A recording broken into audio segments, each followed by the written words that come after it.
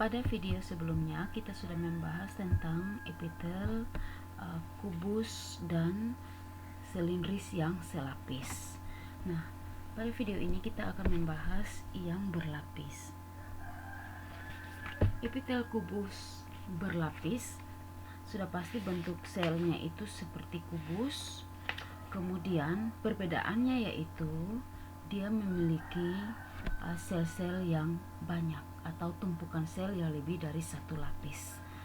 Kemudian sama juga dengan epitel silindris berlapis, jumlah sel-selnya itu berlapis. Jadi ada tumpukan sel-sel di dalam jaringannya ya. Kemudian bentuk kubus dan struktur yang berlapis ini dia terletak pada organ mulut, kerongkongan, kelenjar keringat pada kulit, dan fungsinya ini untuk sekresi dan ekskresi. Sekresi ini berarti dia mengeluarkan sesuatu yang dikeluarkan oleh tubuh yang masih berguna bagi tubuh. Nah, jadi proses sekresi ini biasanya terjadi pada organ atau jaringan kelenjar kita seperti kelenjar pencernaan yang mengeluarkan atau mensekresikan enzim-enzim untuk pencernaan. Misalnya pada mulut juga ada kelenjar air ludah. Kemudian pada kulit ada kelenjar keringat.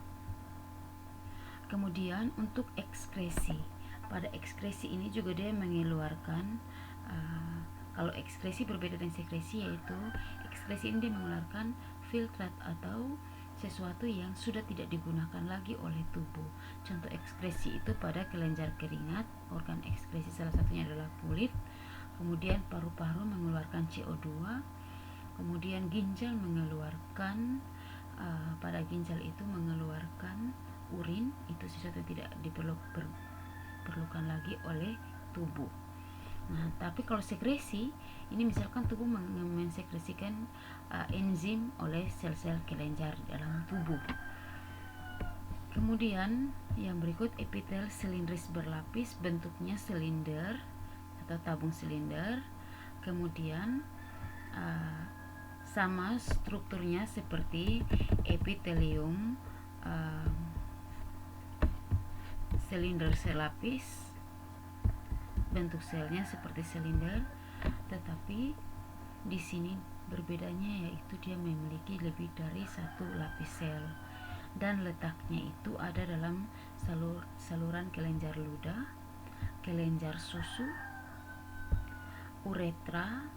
Nah, ini di bagian saluran kencing, dan laring di kerongkongan. Biasanya jaringan epitel silindris berlapis ini juga dia adanya di rahim, kemudian terdapat juga pada saluran pada kelamin pria, yaitu saluran yang disebut dengan ductus efferens, dan juga ada pada saluran kanalis. Yang berikut,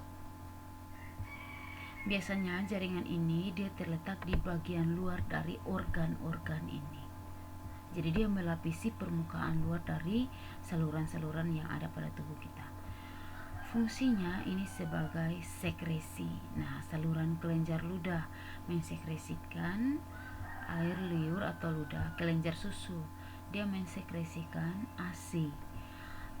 Kemudian ada uretra, ini dia juga mensekresikan atau mengeluarkan urin menuju ke ureter, kemudian dikeluarkan dari dalam saluran kelamin kita, dan laring di kerongkongan.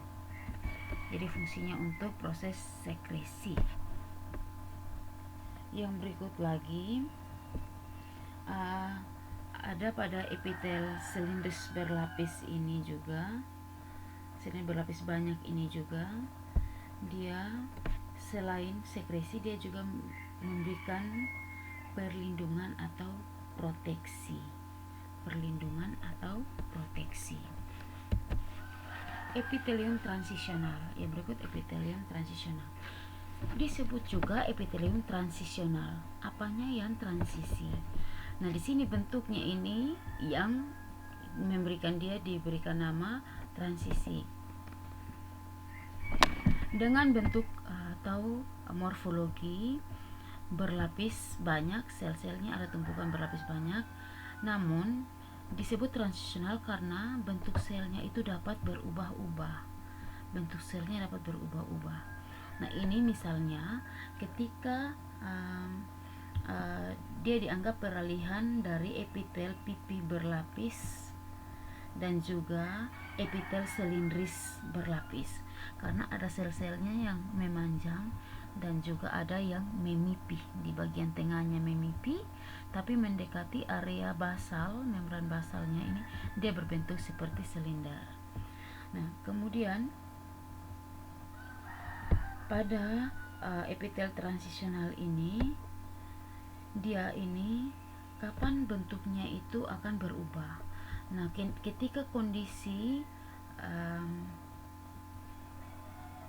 pada saat sel-sel, kita lihat dulu dia berada pada kandung kemih, saluran uretra dan juga ginjal. Jadi pada saluran kelamin ya, untuk mengeluarkan urin. Nah, dan ini cenderung pada saluran kelamin pria. Nah, misalnya di sini pada kondisi yang tegang, bentuk selnya lebih pipih dan panjang. Sel-selnya akan memipih dan memanjang.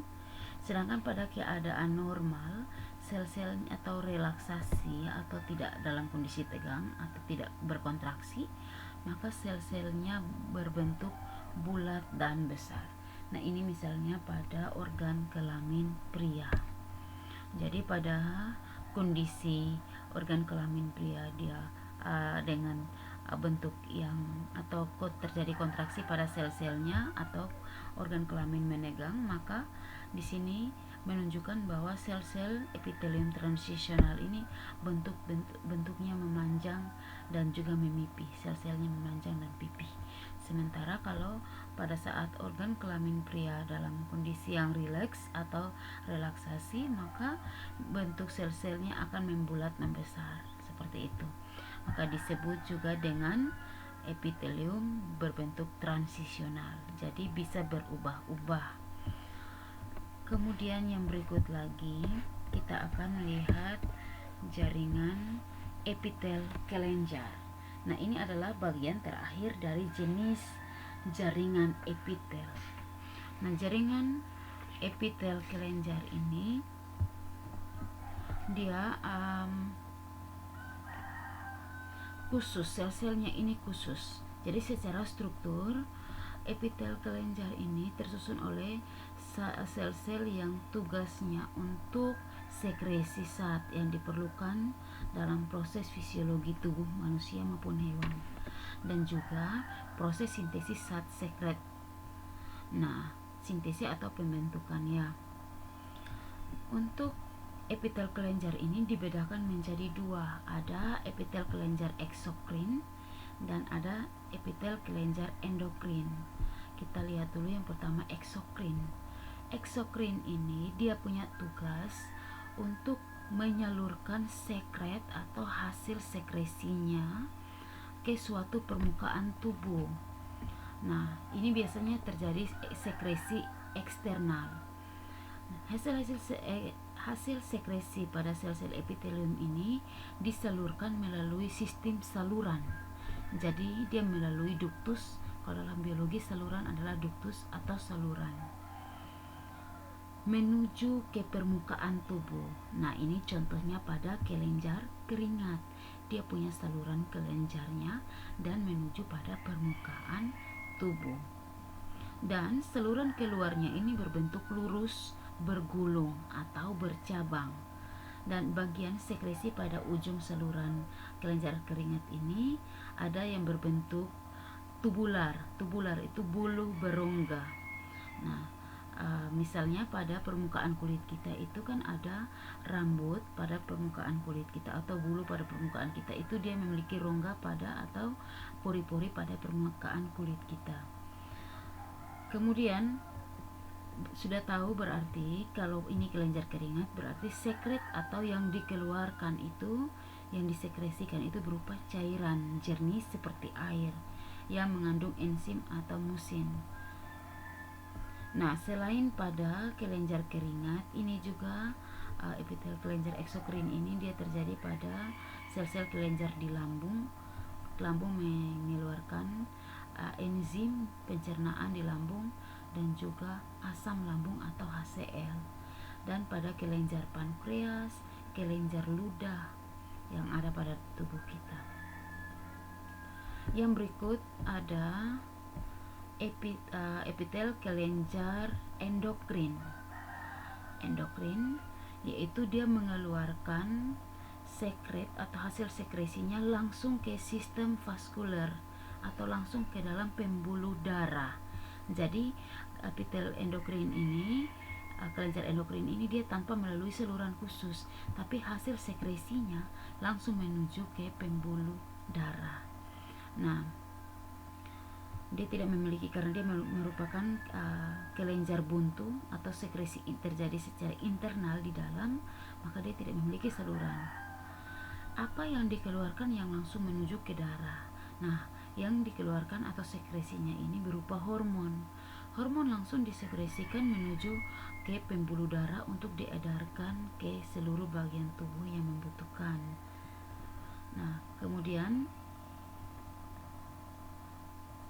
pada kelenjar endokrin ini dia dibedakan menjadi dua tipe lagi, yaitu ada tipe deret kompak dan tipe folikel. Contohnya ada pada kelenjar hipofisis, kelenjar tiroid, kelenjar paratiroid. Ini biasanya kelenjar anak gondok ya kalau tiroid. Kemudian kelenjar timus yang ada di otak dan kelenjar adrenal yang ada pada yang tugasnya untuk membuat jantung kita berdenyut lebih cepat atau lebih lambat. Nah, jadi yang paling membedakan antara kedua jaringan epitel kelenjar ini, yaitu kelenjar eksokrin dan endokrin, adalah yang satu, eksokrin dia memiliki saluran untuk menyalurkan hasil sekresinya, sedangkan epitel endokrin ini dia tidak memiliki saluran khusus untuk menyalurkan hasil sekresinya. Dan contoh eksokrin itu misalkan pada kelenjar pencernaan, kelenjar ludah, kelenjar keringat. Sementara kalau epitel kelenjar endokrin itu misalkan hanya pada kelenjar pituitari yang tugasnya untuk menyekresikan hormon. Sekian pembahasan kita tentang jaringan epitel.